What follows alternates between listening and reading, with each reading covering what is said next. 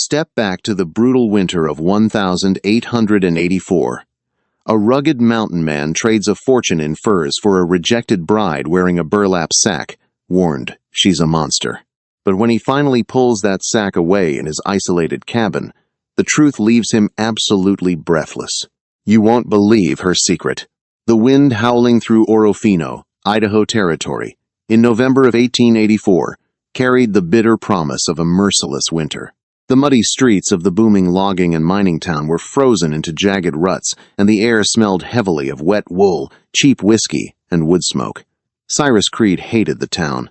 He was a man of the Bitterroot Mountains, a solitary trapper who only descended from the high peaks twice a year to trade his pelts for salt, coffee, and gunpowder. Standing at 6'3", wrapped in a heavy buffalo hide coat, Cyrus was an imposing figure. His face was weathered by sun and snow, a jagged scar running down his jawline from a close encounter with a cougar 5 years prior. He kept to himself, his piercing gray eyes scanning the bustling town square as he loaded up his pack mule, Goliath. But today, the town square wasn't just bustling, it was a circus of cruelty. A loud, braying voice echoed over the clamor of the miners. Thaddeus Cooper, a notoriously shady mercantile broker who dabbled in anything that turned a profit, stood on the back of a freight wagon. He was running a makeshift auction, but he wasn't selling cattle or timber. He was selling a woman, or as Cooper coldly put it, a breach of contract. Cyrus paused, his gloved hand resting on Goliath's saddle. A crowd of drunken lumberjacks, prospectors, and curious onlookers had gathered around the wagon, jeering and laughing.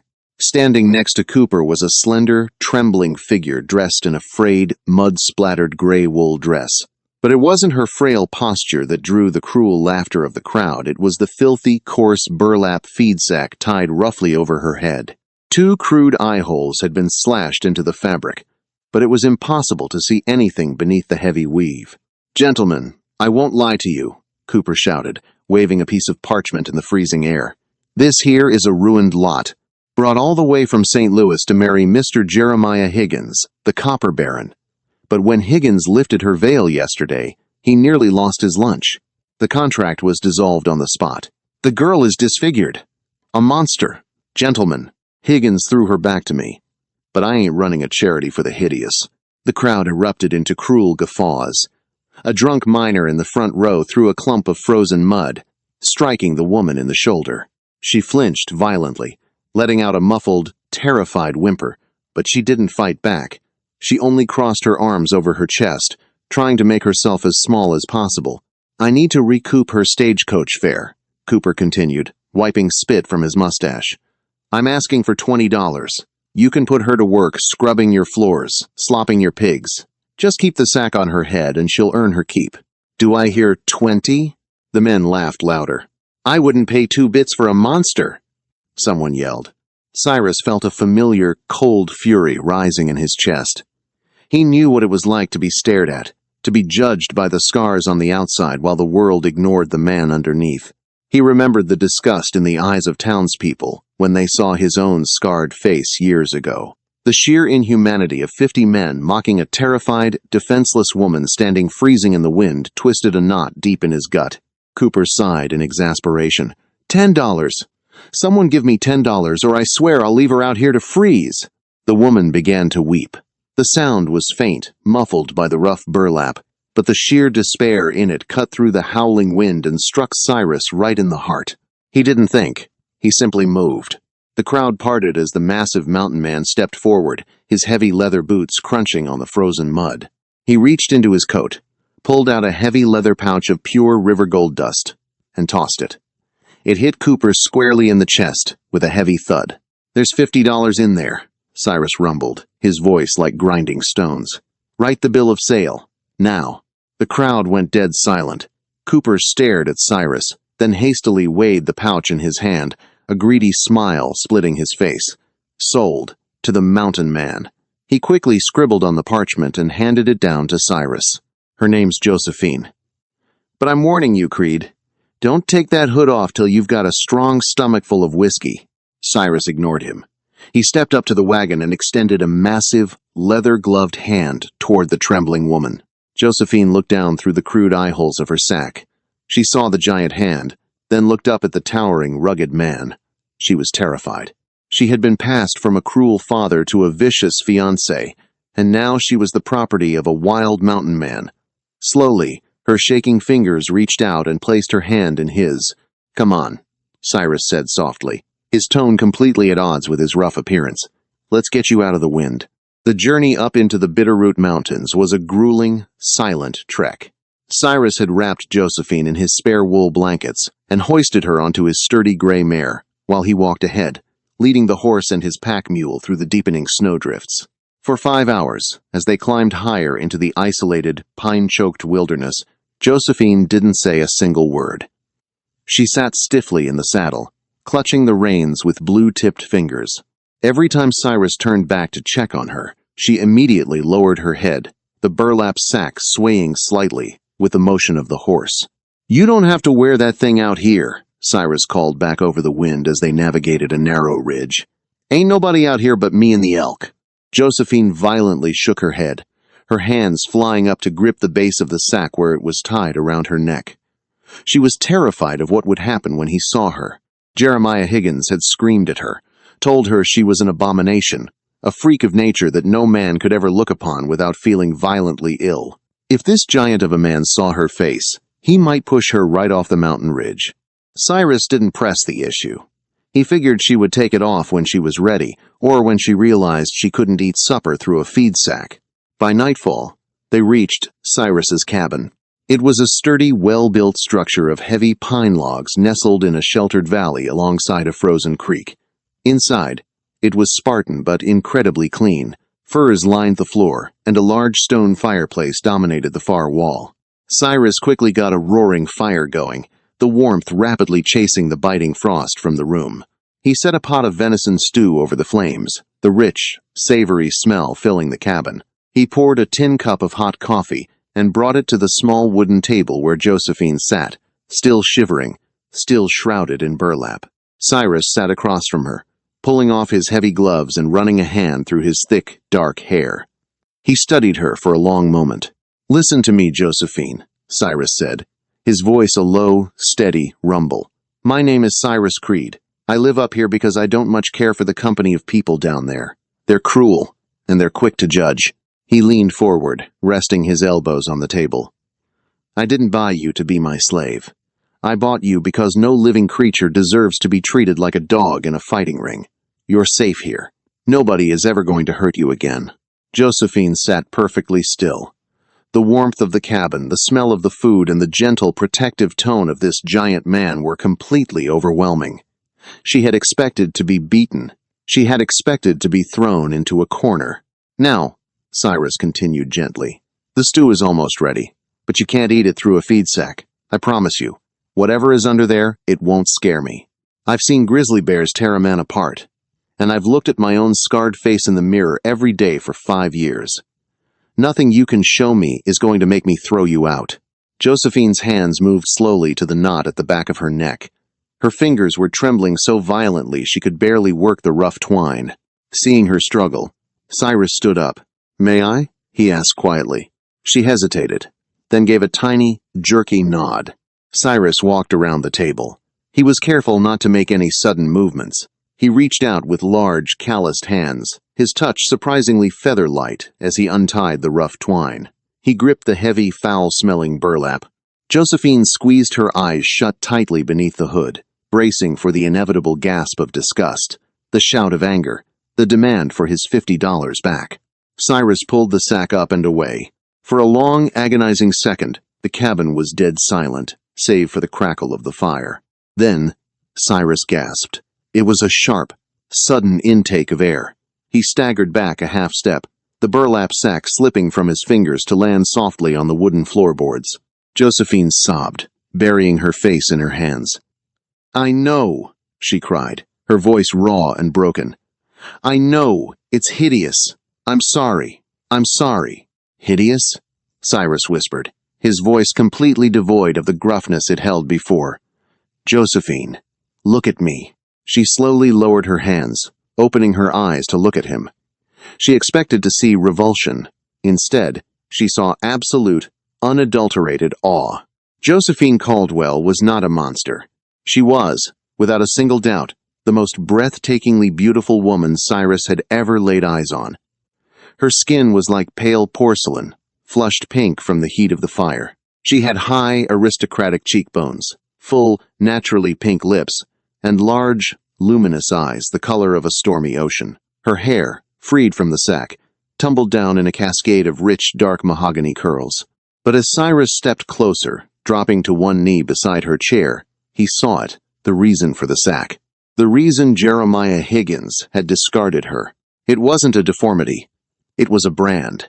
High on her left cheek, stark and angry red against her perfect skin, was a fresh, vicious burn mark. It was the letter H, encircled by a crude loop. It was a cattle brand. Cyrus felt the blood roar in his ears. His shock morphed instantly into a blinding, murderous rage. "Higgins did this to you," he stated, his voice a lethal whisper. Josephine flinched, tears spilling over her eyelashes and running down her cheeks, stinging the fresh burn. "Yes," she choked out. "My father owed him thousands. He sold me to Higgins to clear the debt. When I arrived in St. Louis, Higgins demanded my virtue before the wedding. He said since he paid for me, he owned me entirely." She took a shuddering breath, looking away. "I fought him. I grabbed a fire iron and struck him. He overpowered me. He took his branding iron from the fireplace. He told me that if I acted like a wild mare, he would mark me like one. He branded my face, and then he laughed. He told me no man would ever look at my ruined face with anything but disgust, that I was garbage. He paid Cooper to sell me like a freak to humiliate me further." Cyrus reached out. He didn't touch the burn, but his large hand gently cupped her jaw on the unblemished side. His thumb wiped away a tear. "Higgins is a dead man," Cyrus said, and it wasn't a threat. It was a solemn, ironclad vow. "But he was wrong about one thing, Josephine. You aren't ruined." Josephine looked into his gray eyes, searching for the lie, searching for the pity. She found neither. She only found a fierce, unwavering storm of protection. "You're the most beautiful thing I've ever seen," Cyrus murmured, the absolute sincerity in his voice making her breath catch in her throat. "And that, Mark? It doesn't mean you belong to him. It means you survived him." For the first time in months, sitting in a rough-hewn cabin miles away from civilization with a giant, scarred stranger, Josephine felt something she thought she had lost forever. She felt safe. But down in the valleys, Jeremiah Higgins wasn't finished, and the storm heading for Cyrus Creed's cabin was going to be much deadlier than the winter snow. The brutal winter of 1884 sealed the Bitterroot Mountains in a fortress of impenetrable white. For 4 months, Cyrus and Josephine were entirely cut off from the cruelty of the world below. In the quiet, snow-muffled isolation of the cabin, a profound transformation took place. Cyrus was a man of few words, but his actions spoke volumes. He spent his evenings meticulously grinding dried willow bark, yarrow, and pine sap into a soothing salve, gently applying it to the angry red brand on Josephine's cheek. His touch was always reverent, treating her not as a broken thing, but as something precious that had merely been bruised. He taught her how to set snares for rabbits, how to read the tracks of a snowshoe hare, and most importantly, how to fire his heavy Winchester rifle. "The recoil kicks like a stubborn mule," Cyrus instructed one crisp morning, standing behind her as she aimed at a pine cone resting on a distant stump. He gently adjusted her stance, his chest a warm, solid wall against her back. "Keep your shoulder firm. Don't anticipate the blast. Just squeeze the trigger like you're holding a fragile egg." Josephine exhaled, steadying her breathing just as he had taught her, and squeezed. The rifle cracked, echoing like thunder through the frozen valley, and the pine cone exploded into splinters. Cyrus chuckled, a deep, rumbling sound that made Josephine's heart flutter.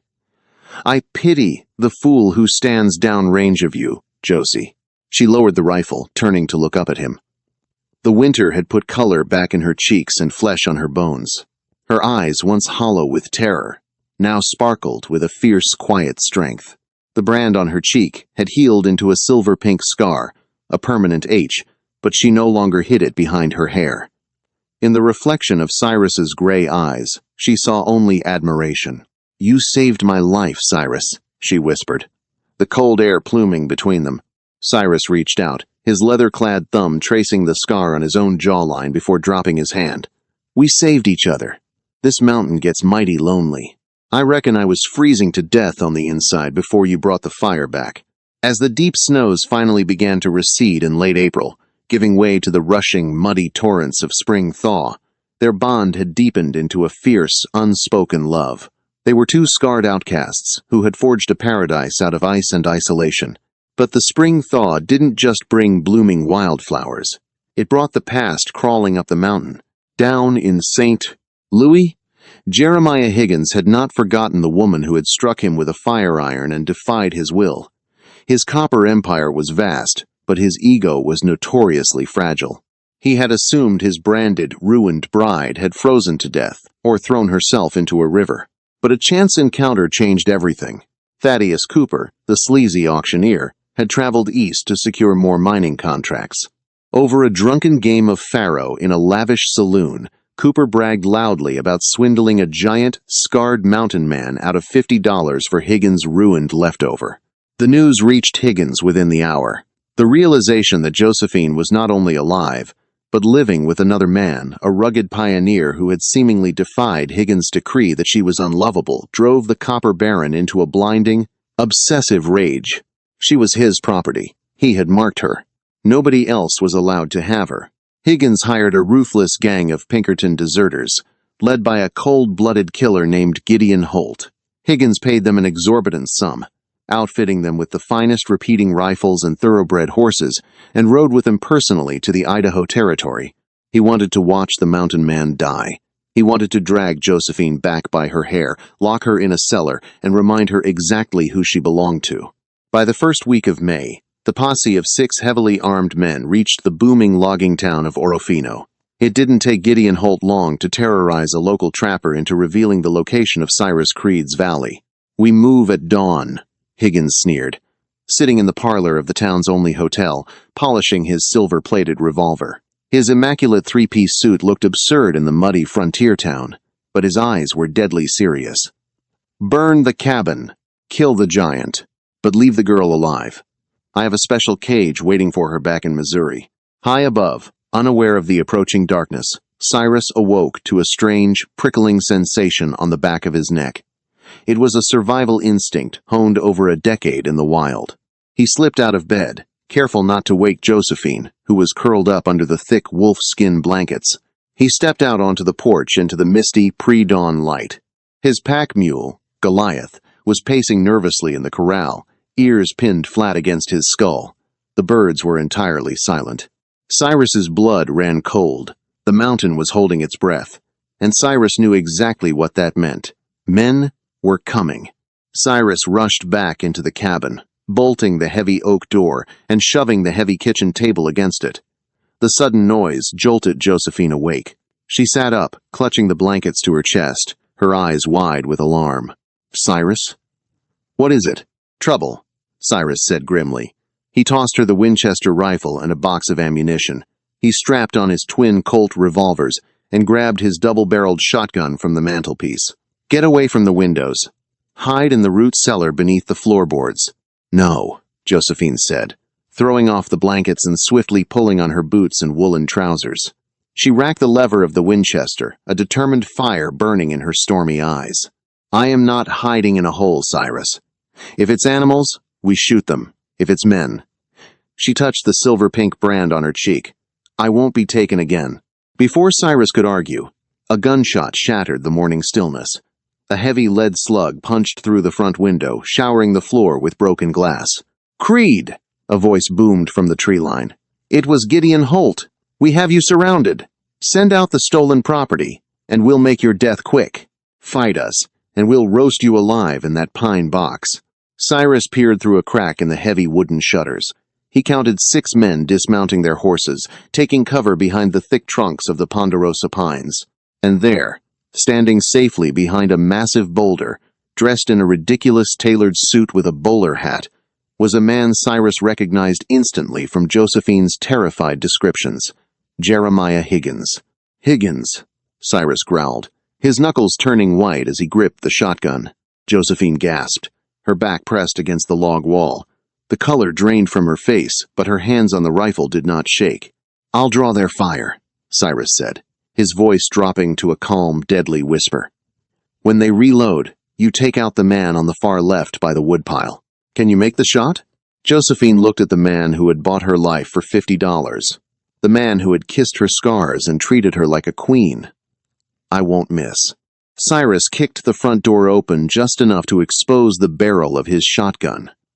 He fired a deafening blast of buckshot, tearing the bark off a pine tree and catching one of Higgins' hired guns in the shoulder. The man screamed, dropping his rifle. Instantly, the clearing erupted in a hail of gunfire. Bullets tore into the thick logs of the cabin, sending splinters flying like shrapnel. Cyrus dropped to the floor, rolling to the window. As the volley paused for the men to work the levers of their rifles, Josephine stood up. She rested the barrel of the Winchester on the windowsill, sighted the man crouched by the woodpile, and pulled the trigger. The crack of her rifle was followed by a sharp cry as the man fell backward into the mud. "She's armed!" Gideon Holt yelled in shock. "Burn it!" "Throw the lanterns."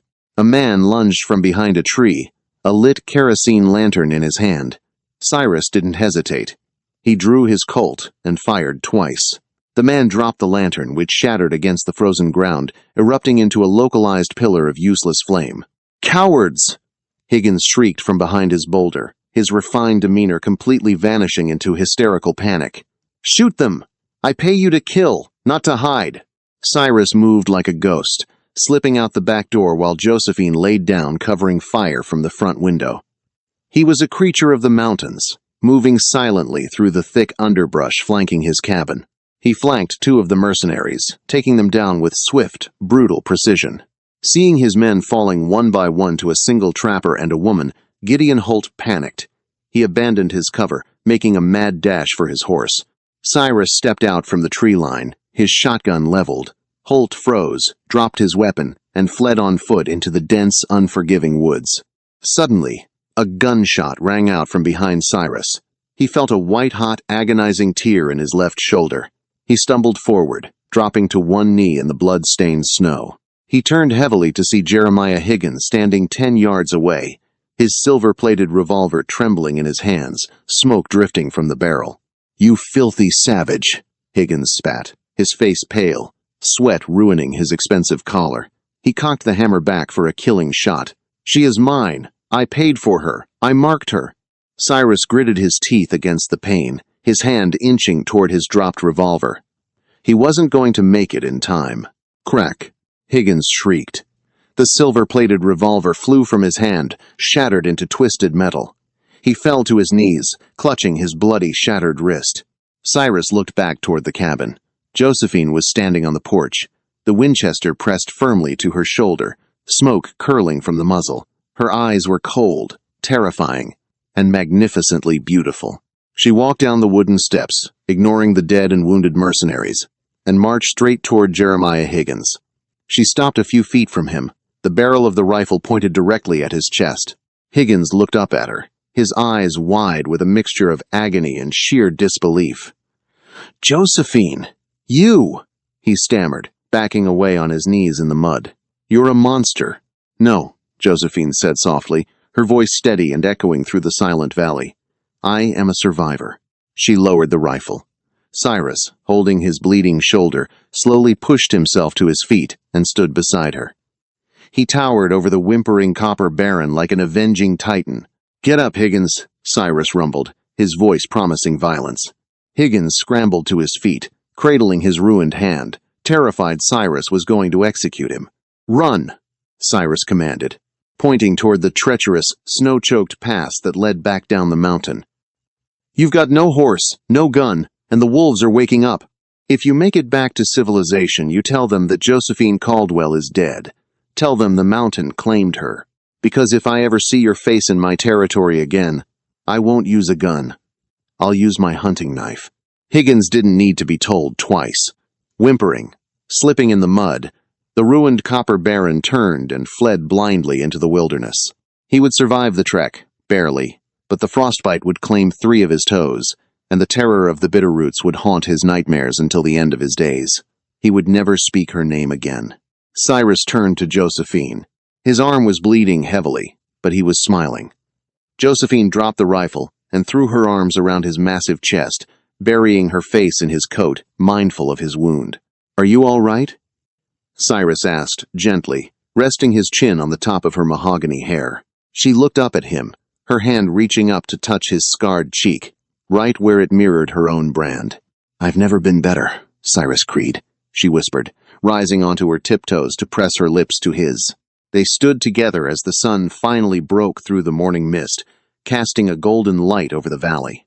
The blood would wash away with the spring rains, the cabin would be repaired, and the past was finally dead. The mountain man hadn't just bought a rejected bride, he had found his queen. And together, their scars were simply the map that had led them home. Did Josephine's courage and Cyrus's rugged loyalty leave you breathless? If you loved this Wild West tale of redemption, survival, and a love that sees beyond the scars, hit that like button. Share this story with fellow romance and drama lovers, and don't forget to subscribe to our channel for more thrilling, heart-pounding, historical sagas. What should our next story be? Let us know in the comments below.